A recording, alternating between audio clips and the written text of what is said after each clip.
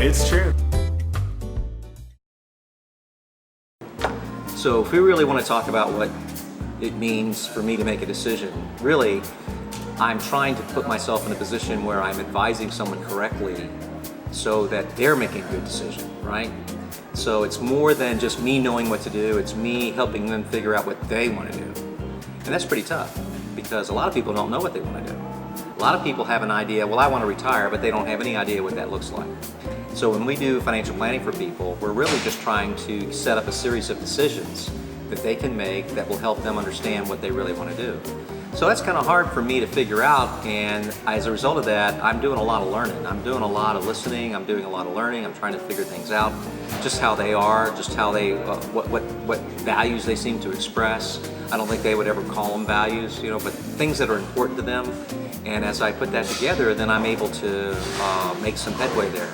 Then I got to research. I've got to research what they want to know more about. So a lot of that stuff, it's top of my head and I can get to it pretty easily, but applying it correctly to their situation, it's not just, what do I do with Social Security? It's what's best for that couple, that married couple, what's best for that single person, compared to everything else that they have, what should I do? And a lot of times I fall into the trap of, I like to learn. I really like getting the information. And so I start piling up all this information. And it's pretty soon, it's like I'm sitting in the middle of this huge room. I saw a meme once with a guy with a bunch of papers stacked this high and he's sitting in the middle of it. And that's kind of how I am. It's kind of, I like finding all those papers and putting them in a stack and stacking it in high. How high can I make this go?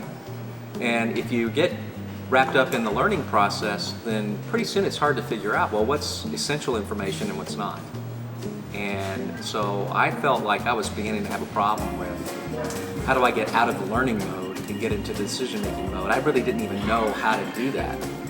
I had to research that, of course. I had to read. I had to go listen to people. I had to get on YouTube and listen to TED Talks and go to other places for learning, and also end up buying some books. And in the end, I do think I made some headway, which was, it was an identifier for me of, I think you're caught up in learning and you need to stop. You need to just say, wait a minute, I've done enough.